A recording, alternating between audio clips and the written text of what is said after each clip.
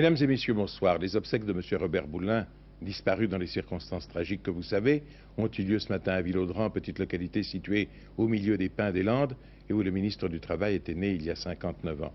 Au cours de l'homélie, l'archevêque de Bordeaux, Monseigneur Mazier, qui célébrait la messe, a évoqué, entre autres, je cite, « la souffrance d'une société profondément ébranlée, inquiète de son avenir, et celle d'une nation atteinte à travers l'un de ses meilleurs serviteurs. » Un commentaire de la cérémonie par Daniel Grand-Clément.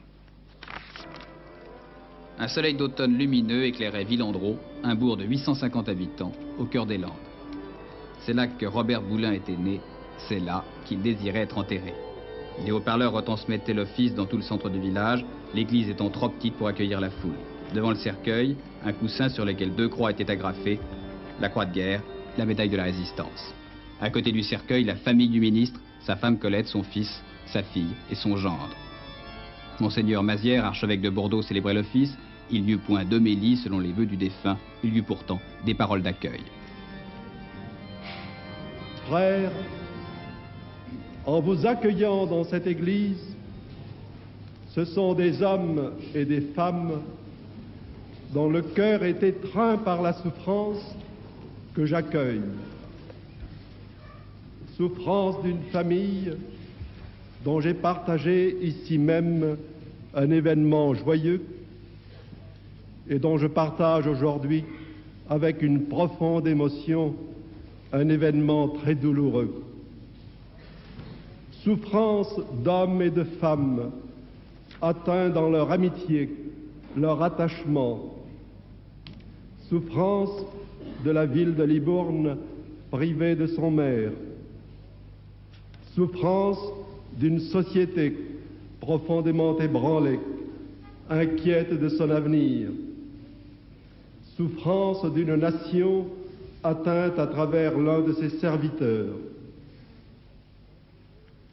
Dans ce monde d'agression où l'homme est dur pour l'homme, qui d'entre nous en ce moment n'éprouve dans son cœur un besoin de bienveillance, de tendresse, de pardon, de réconciliation?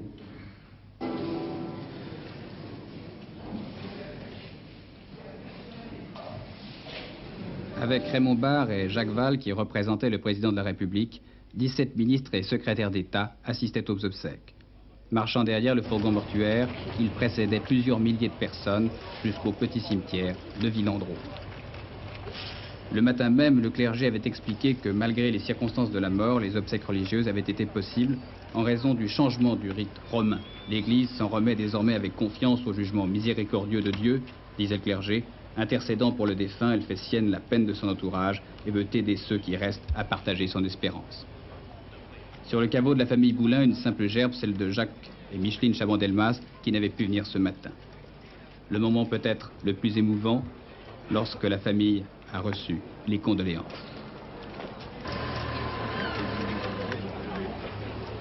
Raymond Barre, Yvon Bourges et surtout Michel Debré.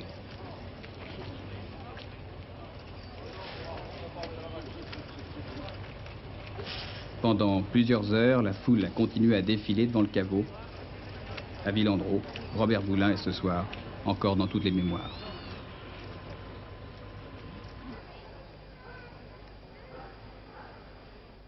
Daniel Grand-Clément a indiqué à l'instant que M. Chabon-Delmas n'était pas là. En fait, le président de l'Assemblée nationale, qui est un ami de fort longue date de M. Boulin, et qui devait arriver par hélicoptère, a été très retardé parce que l'appareil n'a pas pu décoller. Mais M. Chabon-Delmas est arrivé tout de même à temps pour se recueillir sur la tombe de M. Boulin. Au baromètre mensuel du Figaro Magazine, M. Giscard d'Estaing et M. Barre enregistrent une légère hausse. 52% des Français font confiance au président, contre 51% le mois dernier. 35% font confiance à M. Barre, contre 33% en octobre. Parmi les autres popularités, la hausse de popularité la plus spectaculaire est celle de M. Rocard, qui gagne 4 points. 47% des personnes interrogées souhaitent lui voir jouer un rôle important. Il se retrouve au premier rang, à égalité avec Mme Simone Veil. M. Chabon-Delmas gagne 3 points, M. Mitterrand et Marchais en perdent 2. Et ce sondage a été réalisé par la Sofres entre le 18 et le 24 octobre. Les députés du Parti radical italien ont manifesté cet après-midi devant la prison de Fresnes à Paris, où est incarcéré pour insoumission leur secrétaire général, M. Fabre, qui est de nationalité française.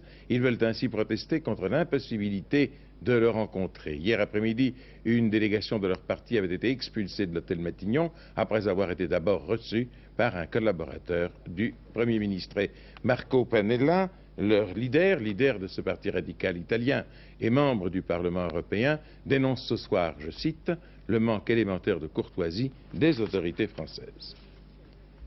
Cet après-midi, la mère de Jacques Messrine a été autorisée à se rendre à l'Institut médico-légal pour y reconnaître le corps de son fils. Pendant ce temps, les policiers évacuaient le véritable arsenal qui se trouvait dans la dernière cage de Jacques Messrine, rue Belliard, dans le 18e arrondissement de Paris. Porte de Clignancourt, la circulation du marché aux puces a remplacé la foule houleuse d'hier après-midi quand le guet-apens policier s'est joué en une poignée de secondes. À quelques dizaines de mètres de là, 37 rue Belliard, un attroupement devant un immeuble discret. Là, depuis quelques mois, Jacques Messrine se cachait sous le nom de Paul Toul, journaliste, qui aurait pu se douter un instant qu'il s'agissait de l'ennemi public numéro 1, le grand, comme disaient ses acolytes, à commencer par Charlie Bauer, qui l'a trahi sans le savoir. Écoutez d'ailleurs un voisin, son vis-à-vis du 3e étage. Est-ce qu'il vous faisait l'allure l'impression d'un journaliste menant son travail normalement? Vraiment, le mec qui va travailler, ouais. Comme ça. Hein. On le voyait, c'était le matin ou le soir, nous. Ouais, c'est tout. Il fait ses courses, hein, puis comme On nous. travaille tous les deux. Des ses courses dans le quartier? Ah ouais, certainement, ouais. Oui, parce qu'on le voyait revenir avec ses commissions. En général, vous n'avez pas eu à vous plaindre de votre voisin et jamais vous seriez Absolument douté pas. de ce qu'il était réellement. Au contraire, il est très bien même. Hein. On le voyait, il me tenait la porte, fermait mon verrou, il attendait que j'avais fermé mon verrou pour me tenir l'ascenseur, tout. Il n'y a aucun problème. Dans la cour du 36 quai des Orfèvres, les experts en balistique analysent les trajectoires et les impacts des projectiles. Messrine, pour une fois, ne portait pas son fameux gilet pare-balles et il semble que les balles l'ayant atteint provenaient des nouvelles carabines de la police, des calibres 5,56, qui pour la circonstance étaient confiées à 4 membres de la brigade anti-gang, brigade ayant participé à la grande traque du gibier et à l'Alali d'hier après-midi. Et là, ça irait. Ouais. Ah oui, mais... C'est pareil? Bon, faut une autre baguette Ça irait encore? là. Faut encore une autre? Oui, mais... Mais Et on peut pas serrer les trucs et puis passer les... Tu veux faire une photo d'ensemble avec le trajectoire? Dans le studio du caïd et de sa dernière fiancée, les policiers ont découvert un véritable arsenal. Fusils, explosifs, grenades, pistolets, mais aussi des lingots d'or et 250 000 francs en billets qui proviendraient de la rançon Le Lièvre. Et, dérisoire, une corde qui pendait encore à la fenêtre de derrière pour une évasion de plus. Bon, bah celle-là, on la laisse, on dira qu'il y en a une qui était pas... Alors, Paul Lefebvre, l'affaire Messrine se poursuit. La mort du gangster éteint l'action de la justice, comme l'on dit, personnellement en ce qui le concerne, mais elle n'a pas interrompu, bien au contraire, les recherches de la police. Non, d'abord, la police doit y voir clair dans la longue cavale de Jacques Messrine. Pour l'instant, les policiers ont au moins 2 personnes à interroger. La dernière maîtresse en date du gangster, celle qu'on appelait la belle italienne, et qui reste d'ailleurs le symbole de cette sorte de fascination que Messrine exerçait sur ses proches, les femmes en particulier, Sylvie Jean-Jacot, dont les médecins disent ce soir qu'elle est maintenant hors de danger. Et puis il y a aussi Charlie Bauer, le truand qui a été arrêté rue Saint-Lazare à peu près au même moment où Messrine était intercepté. Charlie Bauer semble avoir remplacé Pierre Besse aux côtés de Jacques Messrine. D'ailleurs, une dépêche à l'instant vient de nous faire savoir que Charlie Bauer vient d'avouer d'avoir participé à l'agression contre le journaliste Jacques Tillet. Malgré cela, il n'est pas sûr que ces 2 personnes se montrent très bavardes. En revanche, je pense que les policiers, dans les jours qui viennent, vont arrêter discrètement un certain nombre de contacts que Messrine a eu pendant toute la période où il était sous surveillance, en quelque sorte, de la police. En tout cas, la présence de Charlie Bauer prouve que Messrine n'avait jamais rompu ses liens avec ce qu'on appelle communément le milieu. Il reste aux policiers donc à tenter d'identifier d'autres complices. Et Maurice Bouvier, le directeur central de la police judiciaire, a clairement fait comprendre hier qu'il s'apprêtait à révéler dans les jours qui viennent une série de hold-up et d'attaques à main armée auxquelles Messrine se serait livré ces dernières semaines. Alors en parallèle, je pense que les responsables de la police doivent faire le bilan de cette chasse aux gangsters et doivent en tirer des enseignements. Ben oui, mais c'est la question que j'ai posée aujourd'hui même ce matin à Maurice Bouvier. Les structures normales de recherche et d'enquête, m'a-t-il répondu, sont parfaitement suffisantes pour le quotidien, ce qui sous-entend bien évidemment que Jacques Messrine sortait de l'ordinaire. Méticulé dans ses déplacements, habile dans le choix de ses objectifs, Jacques Messrine, je ne pense pas trahir la pensée du directeur central de la police judiciaire, renforçait finalement le sentiment d'insécurité des Français, et c'est surtout en cela qu'il était l'ennemi public numéro un, je pense. L'une des conséquences étant, si je puis dire, l'émulation, disons, peut-être la rivalité entre divers services de police. Oui, cette concurrence, cette rivalité était néfaste et elle s'ajoutait au danger que représentaient les réactions de Mesrine pour la foule qui l'entourait à chaque fois. C'est ce qui explique que 4 fois les policiers qui avaient localisé Mesrine ont renoncé à l'intercepter. Alors n'empêche que l'affaire Mesrine aura pour conséquence 2 faits. D'abord, de faire redescendre au contact du quotidien l'un des plus hauts fonctionnaires de police en France, donc de lui faire toucher du doigt concrètement un certain nombre de problèmes de coordination et de fonctionnement. Ensuite, de vérifier l'efficacité de ce plan de mobilisation générale, toute police et gendarmerie confondues, qui est employé seulement dans les grandes occasions. La petite histoire retiendra peut-être, Léon, que la dernière fois que ce plan de mobilisation générale a été employé date du 22 août 62, au soir de l'attentat du Petit Clamart contre le général de Gaulle. Nous passons aux affaires internationales. Au Québec, publication d'un livre blanc où le Premier ministre de la grande province canadienne, René Lévesque, préconise une sorte de moyen terme, une troisième voie, dirais-je, entre l'indépendance de sa province et la situation actuelle, c'est-à-dire le fédéralisme. Il s'agirait d'une sorte de souveraineté-association, le Québec recevant la compétence exclusive sur son territoire, dans les domaines de la justice, des impôts directs, des transports et des richesses naturelles. Avec Édouard Laure, voyons les choses de plus près maintenant. Ce n'est que dans 7 ou 8 mois, au printemps 80, que les Québécois auront à se prononcer par référendum sur une question que l'on ne connaîtra en fait que dans 2 mois. Pourtant, à travers le livre blanc que vient de présenter René Lévesque, on comprend déjà mieux ce que seront les rapports dans les prochaines années entre les habitants de cette province du Québec et les autorités fédérales du Canada, c'est-à-dire le gouvernement d'Ottawa. Déjà par le titre du document, la nouvelle entente Québec-Canada, une proposition formulée par René Lévesque et les responsables du Parti québécois, proposition rejetée dès hier par le Premier ministre fédéral, Joe Clark, qui y voit une atteinte aux aspects positifs du fédéralisme canadien. Pourtant, dans ce livre blanc, jamais une seule fois le mot indépendance ne sera employé. Il s'agit en fait pour les Québécois de renégocier tous les contrats qui les unissent aux autres États de la Fédération canadienne. En un mot, d'acquérir une certaine autonomie qui permettrait à la province du Québec d'être traitée par la capitale Ottawa comme un partenaire d'égal à égal. Et si les négociations pour une nouvelle entente Québec-Canada doivent durer au minimum 2 ans, c'est ce que prévoit le livre blanc, le premier chapitre qui sera abordé sera bien entendu celui de l'autonomie économique. On comprend mieux cet objectif prioritaire des Québécois lorsque l'on sait que la province du Québec détient à elle seule la majeure partie des ressources naturelles du Canada. De Bolivie, nous recevons les premières images du tout récent coup d'État, un putsch militaire du colonel Bush contre le président élu 3 mois auparavant, Walter Guevara. Ces images, les voici dans une seconde. À La Paz, l'intermède civil n'a pas duré 3 mois. Renversé jeudi, le président Guevara n'était qu'un président de compromis. Les élections présidentielles de juillet dernier n'avaient pas permis de dégager une majorité entre les 2 principaux candidats. Et le Sénat, chargé de les départager, avait désigné son propre président, Walter Guevara, pour occuper le poste. Pour la 189e fois depuis son indépendance, la Bolivie assiste donc à un coup d'État.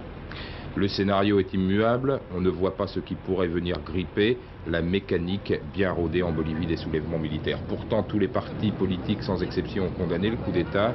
Le président déchu a formé un gouvernement clandestin. Les syndicats faisant fi de l'état de siège proclamé depuis jeudi paralysent le pays par une grève générale. La réprobation internationale s'étend aux États-Unis qui viennent de couper les vivres à la Bolivie. Enfin, des militaires de haut rang favorables au processus démocratique auraient refusé de se ranger derrière la nouvelle équipe au pouvoir. En République centrafricaine, M. Ange Patassé, principal opposant au président Dako, a été arrêté cet après-midi à 40 km de la capitale Bangui. M. Huakuofeng, le numéro 1 chinois, a quitté la Grande-Bretagne pour l'Italie, dernière étape de son voyage en Europe qu'il avait commencé, vous en souvenez, par la France. En Tchécoslovaquie, nouvelles arrestations. Il s'agit de signataires de la fameuse charte des 77, soupçonnés, dit la police, de terrorisme. En Corée du Sud, funérailles nationales pour le président Park Chung-hee et un hommage vibrant à celui qu'on appelait l'architecte du miracle économique. Mais il semble aujourd'hui que son gouvernement d'hommes à poigne ait indisposé une bonne partie de l'opinion et que son assassinat il y a une dizaine de jours avait été précédé par une réunion de généraux opposés à sa politique jugée trop dure.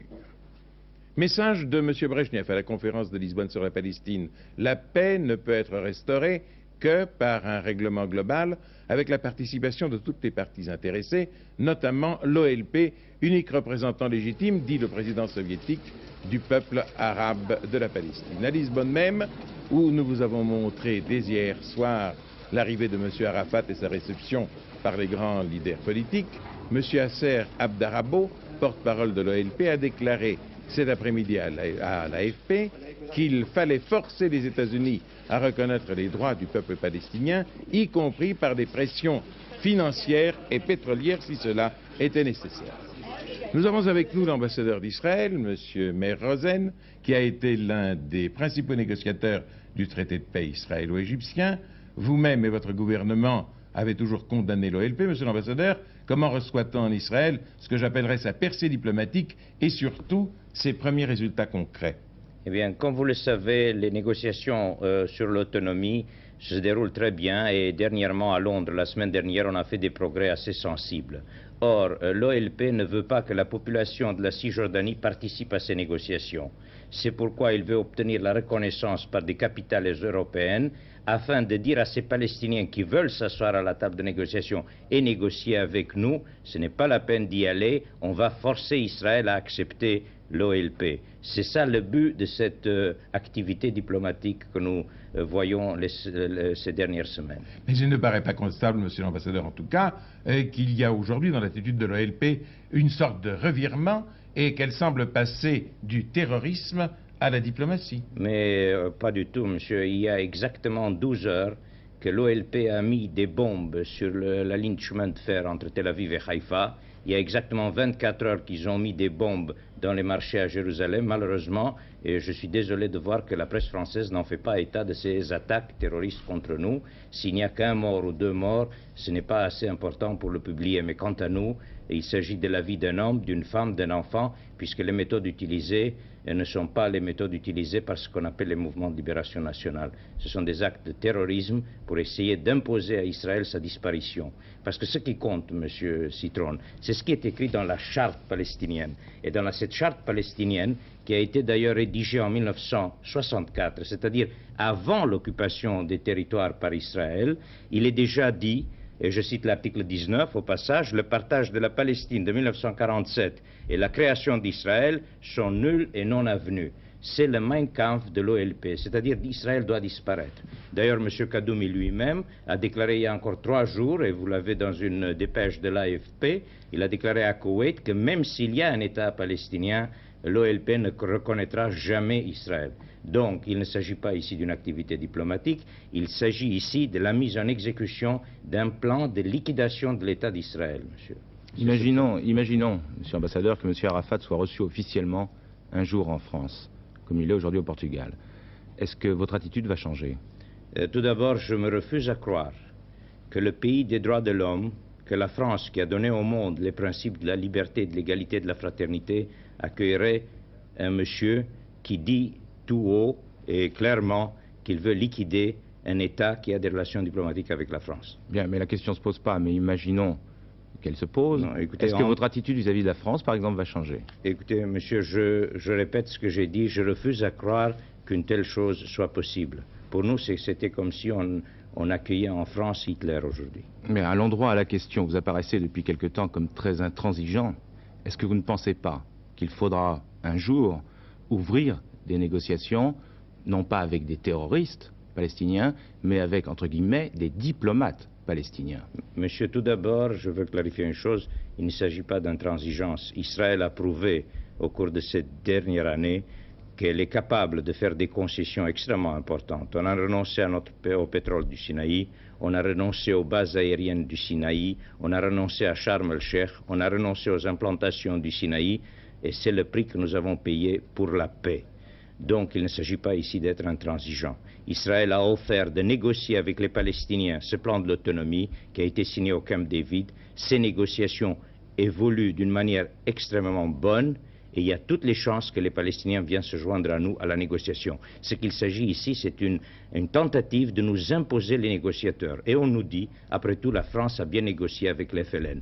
La différence, monsieur, est très simple. Les FLN n'a jamais dit que la France n'avait pas le droit d'exister, et les FLN n'a jamais dit que sa capitale était Paris. C'est ça la différence entre les FLN et l'OLP. Sans vouloir m'immiscer dans les affaires intérieures de l'État d'Israël, je pourrais rappeler, monsieur l'ambassadeur, que nul n'ignore qu'il y a de graves dissensions dans le sein du gouvernement Begin. Alors ce que l'on ne pourrait pas penser, par exemple, c'est une des hypothèses possibles que M. Begin, ayant beaucoup travaillé et ma foi ayant obtenu beaucoup de succès, un autre gouvernement qui le remplacerait pourrait aller plus loin.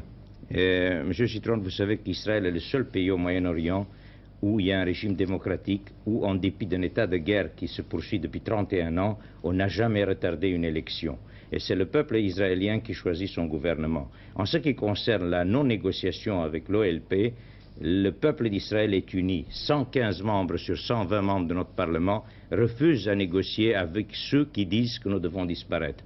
Et 115 membres sur 120 membres de l'Assemblée refusent la création d'un État palestinien qui deviendra une base d'attaque soviétique contre tout le Moyen-Orient et qui mettra en danger non seulement l'existence d'Israël, mais la paix du monde.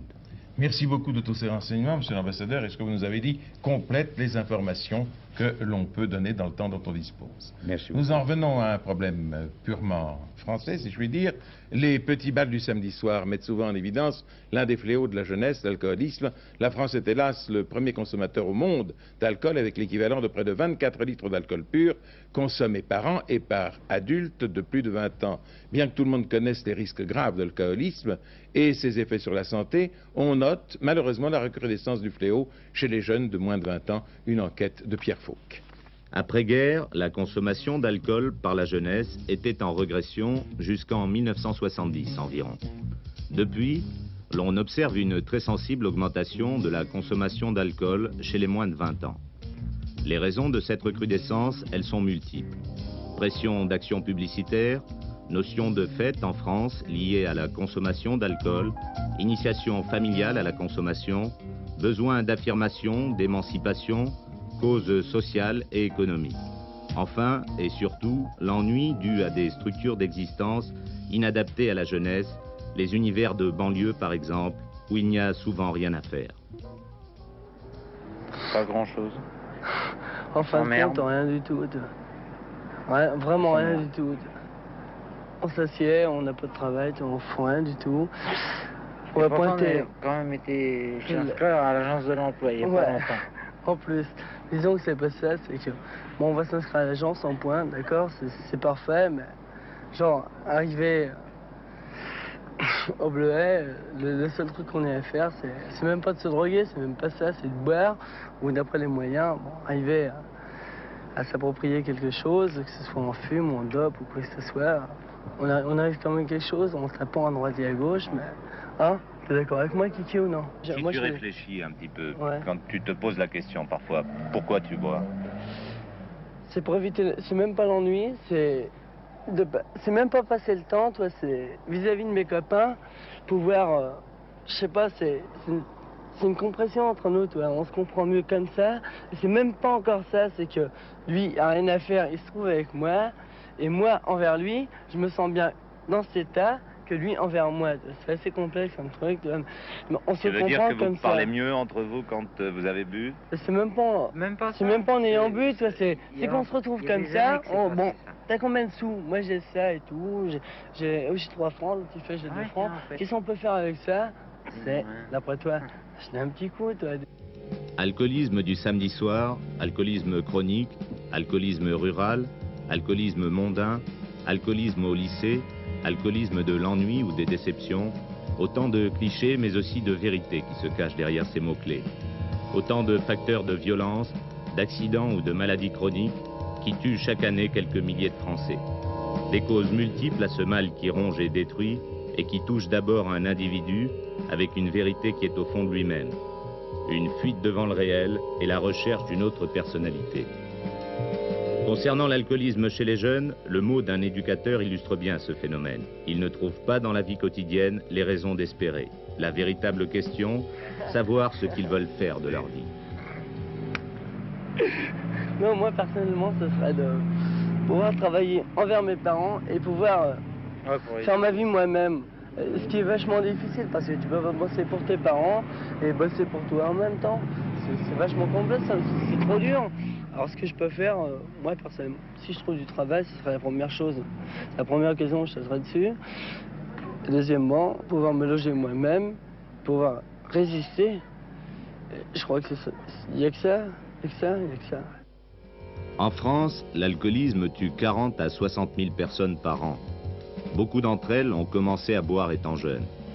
Simple consolation s'il en était besoin, la recrudescence de l'alcool chez les jeunes est un phénomène propre à tous les pays développés, à l'Est comme à l'Ouest. Alstom Atlantique, des négociations directes entre l'intersyndicale et la direction ont repris à Belfort et se sont poursuivies toute la journée.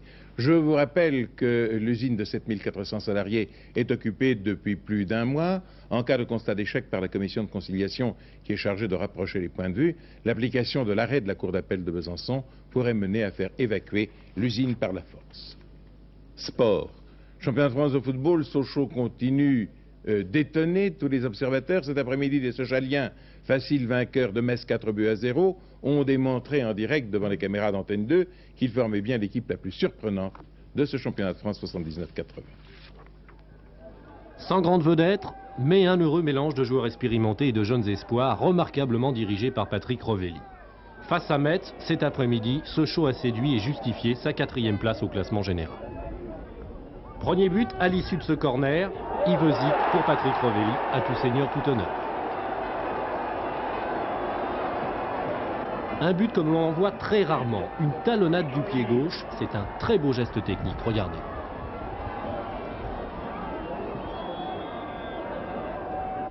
Coup franc tiré par Yves Zic, Ducalic pour Parison, 2-0 pour Sochaux. À nouveau Parison qui va inscrire un très beau but, 1-2 avec Gengini.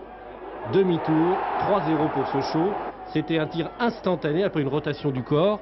Regardez le travail de Parison.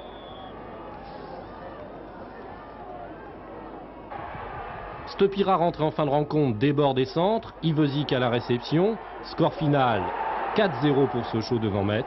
Non, décidément, Sochaux n'a pas fini d'étonner. Course, demain c'est le premier dimanche de la saison d'automne et d'emblée une épreuve majeure. Le Grand Prix d'automne, un handicap sur les haies, longue distance, 4100 mètres, 19 partants. Il n'y aura pas de show favori et la presse hippique hésite, elle partage ses pronostics entre le 8 Échiquier, un ancien très bon cheval qui vient de faire une bonne rentrée, le 7 Pavo Réal qui est très en progrès, le 2 Marouet, récemment battu par ces deux-là, mais dont on attend des progrès, le 9 Pavino, un jeune de 4 ans qui se lance à l'attaque de chevaux plus âgés, le 6 Fertom, l'imprévisible, et le 12 Perle des Chaumes, la courageuse, qui sont les deux doyens de la compétition avec leurs 9 printemps, leurs 9 automnes. La course, en tout cas, devrait être exceptionnellement spectaculaire. Automobile, comptant pour le championnat du monde des rallyes, le Tour de Corse, dont le départ a été donné hier à Ajaccio, est pour la première fois partagé en 2 étapes. Ce matin, après une nuit, il faut le dire, éprouvante, les concurrents sont arrivés à Bastia, d'où ils sont repartis pour Ajaccio, il y a 2 heures, alors que l'équipe d'Arnish Mahé était largement en tête. 7h30 ce matin, quelques kilomètres de Bastia, fin de la première étape d'un Tour de Corse nouvelle manière. La Stratos de Bernard Darniche et Alain Mahé rejoint son assistance après un sprint de 900 km qui la situe loin devant ses adversaires. On pourrait d'ailleurs dire les rescapés puisque les 2 tiers des concurrents ont dû abandonner au cours de cette première étape. Andruet, Béguin, Almeras, Serpaggi ne sont plus là, ils ont abandonné. Une première nuit difficile, trop sans doute. Elle s'est passée sans trop de difficultés. On n'a pas eu de problème mécanique particulier, enfin des bricoles, une pompe à essence, enfin des choses qui ne sont pas primordiales. Heureusement, la voiture est bien prévue et toutes ces petites choses sont pratiquement en double. Donc on n'a pas eu de problème particulier de ce côté-là. Mais la nuit a été quand même très difficile parce qu'il y a eu la pluie, c'était très glissant, il y a eu un peu de brouillard. Ça a quand même été très pénible. Il y a pas mal de gens qui ont eu des problèmes de pneus, si vous en avez eu. Je sais pas, vous savez, nous quand on est devant comme ça, quand on a le numéro 1, on ne sait pas du tout ce qui se passe derrière, on roule, on ne voit jamais personne. Et j'apprenais de temps en temps par les spectateurs qu'un tel avait abandonné ou un tel avait abandonné et disons que je ne sais pas du tout ce qui se passe. En repartant ce soir, Darniche et Mahé possédaient plus de 13 minutes d'avance sur Jean-Pierre Nicolas et Jean Todt, deuxième. Troisième, Jean Ragnotti et Jean-Marc Andrier à 23 minutes. Et premier équipage féminin, Michel Mouton, Françoise Conconi, cinquième, à 31 minutes. De tels écarts sont énormes et l'ambiance était plutôt maussade ce matin à Bastia. Les organisateurs ont voulu rénover leur épreuve en créant 2 étapes, mais du même coup, le Tour de Corse aux 10 000 virages est devenu l'épreuve des 30 ou 40 000 virages. 2 étapes, les pilotes en général étaient favorables à l'idée, mais pas au point de leur imposer un premier rallye puis un second en l'espace de 36 heures. Et un dernier rallye qui sera supérieur à 1000 km sur le retour vers Ajaccio. Alors, pour les retours du long week-end de la Toussaint, la sécurité routière prévoit plus d'1 million d'automobilistes sur les routes demain dans la seule région parisienne entre 15h et minuit. Et en province également, les abords des grandes villes seront très encombrés et lundi, il ne sera pas facile non plus d'y échapper. La sécurité routière conseille donc aux automobilistes ou bien de rentrer si possible lundi 5, c'est-à-dire après-demain en milieu de journée, ou alors d'être de retour chez vous demain dimanche à 15h. Le temps qu'il fera, le temps que vous rencontrerez en roulant, eh bien, il sera très nuageux sur la moitié nord de la France. Le matin, quelques pluies éparses tomberont du Morvan aux Ardennes et aux Vosges, ainsi que près des côtes. L'après-midi, les pluies deviendront plus marquées sur les régions voisines de la Manche. Sur la moitié sud du pays, le temps sera frais le matin, avec des brouillards parfois givrants et localement de la gelée blanche, surtout dans les Landes, le Massif central et les Alpes. Et dans la journée, le temps deviendra généralement bien ensoleillé et relativement doux pour la saison. Ce n'est pas trop mal. Le dernier journal de ce soir, samedi, vous sera présenté vers 23h par Pierre Alain. Et demain, si tel est votre bon plaisir, nous avons 2 rendez-vous à 12h45 et à 20h. Bonsoir, merci.